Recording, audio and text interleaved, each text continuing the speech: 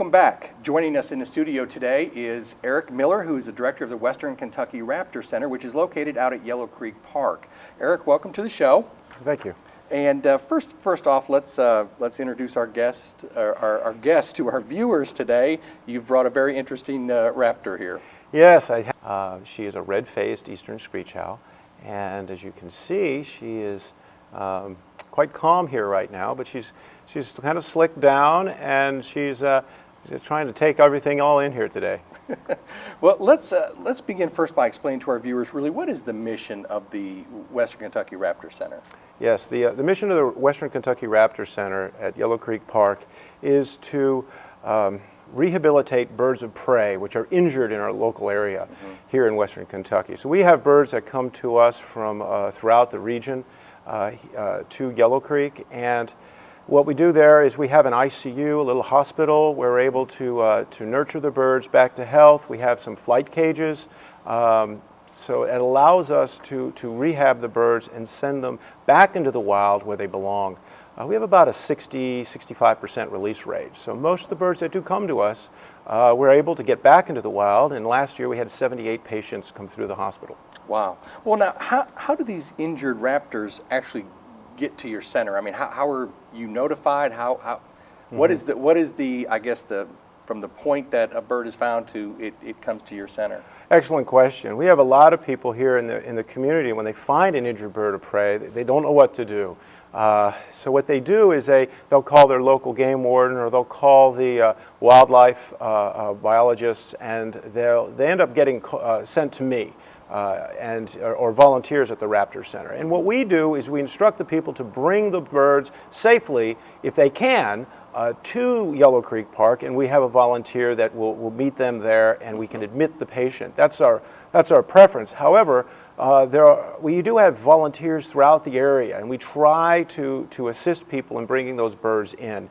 In many cases, people are able, when they find an injured bird of prey, they can safely put it into a box or a pet carrier or something and bring it to us, and we can begin the rehabilitation process. Well, and I think one of the important things for people to understand, as we were talking about earlier, this isn't your parakeet or your pet bird, and so even if a bird is injured, I think people have to be very careful when they approach these animals. Yes, that's correct. It is a wild animal. Raz here is a wild animal. Yes, she's sitting here safely, quietly on my hand, but I'm wearing a glove, okay? And yes, she's got little talons, but they're like needles, okay? So you have to be careful. Normally, when you find a bird wild that's injured, it's scared, it's afraid, it's hurt. And now you have this large person coming over the top of them. So we typically just throw a towel or a blanket over the top of the bird and kind of roll it up and just set it into a box. Usually the safest for both the handler. The primary responsibility is the safety of the person handling the bird, because a red-tailed hawk, and you'll see a little bit later in the interview here, you'll get a chance to see a red-tailed hawk, and they're large, much larger than Raz here. Well, let's while you mentioned that, let's talk about the red-tailed hawk that you brought. Nemo came to us a few years ago. Actually, when we started the center 3 years ago, he had a gunshot wound, and we were unable to save his wingtip. We tried, but we couldn't. So he is out of balance. We cannot. So when he flies, he spins. So we're not able to release him back to the wild. But what we are able to do is have him on display at Yellow Creek Park, and Nemo is one of our ambassadors for his species in the local community here, when we give talks and with the schools and at Yellow Creek Park. We also give talks in the summertime. Okay. Well, tell us about the facility. Where is it located in the park, actually? What we have is, if you go into Yellow Creek Park, you'll find the caboose. There's a caboose display. You'll find some red maintenance buildings. We're back there, okay? Now, it's important to note that rehabilitation birds are not for public viewing. They're patients healing, okay? So we cannot display those birds. However, we do have several birds. We have Raz, who is you've met today. We have Spike, who's a turkey vulture. He's on display in a large mews, as well as Nemo is on display. And our most recent addition is Griffith. Griffith is a red-shouldered hawk. So he came to us, was hit by a car. His wing did not heal properly, and he cannot fly. However, he does hop around and he can talk to you. He'll talk to you real loud. Well, what are some of the educational and outreach programs that you do offer? It's a good question. We have the Hawk Talk in the park in the summertime. That's something we initiated last year. We'll pick 8 weeks in the summer where on the Sunday afternoon we will work with, it's open to the public. We're over at the Nature Center. We have volunteers that work with us to give those talks.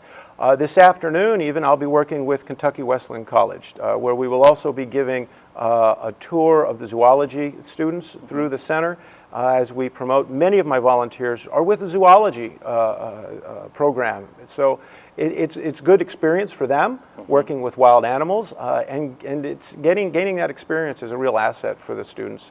And also one of our board members is also with the Owensboro Technical College as well, Micah Perkins, so with the biology department.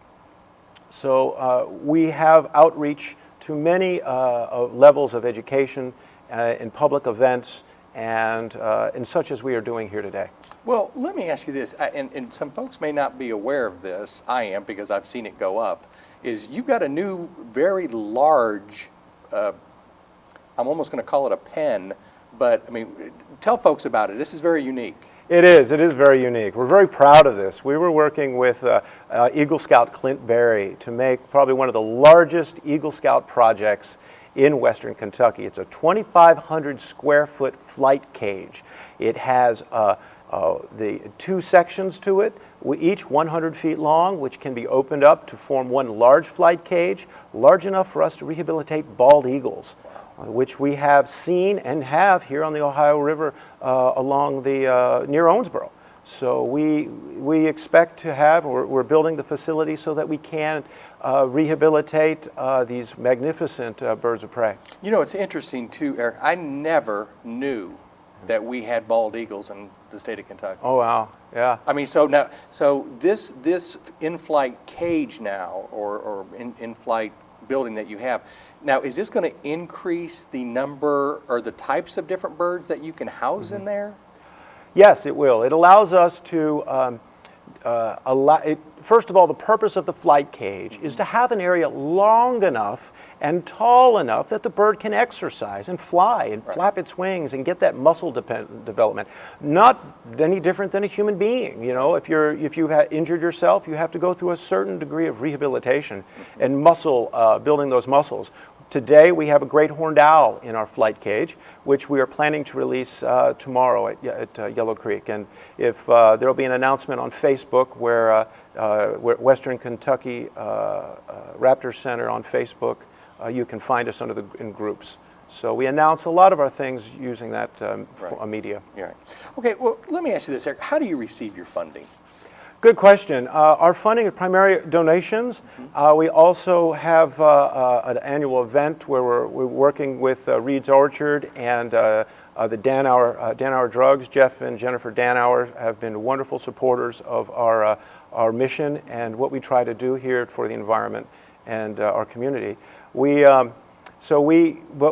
also do Trash for Cash, like every other program here, nonprofit. So you'll see us giving talks, and we ask for small donations to help feed these birds, because Raz here, she eats a mouse a day, or maybe a half a mouse. She's not very big. Right. And that's 75 cents a piece. So it adds up. You start talking when you have to purchase mice, so the food and the can be costly. Is there other food that is donated besides mice? Tell us about that. Well, good question. The mice we actually purchase through money that we raise. We actually feed the birds. We have a lot of hunters that provide to us different meats, different prey that they've had, that they've processed. And what we'll do is we'll process that, feed that primarily to Spike, our turkey vulture, and to the red-tailed hawk. So it's good to have a variety in the diet. Sometimes you get, we'll have some squirrels or some deer meat and things like that. So it's good to try to have that variety. It's good for humans. It's also good for the raptors. Excellent. Well, obviously, you talk a lot about volunteers. What are some opportunities for volunteers?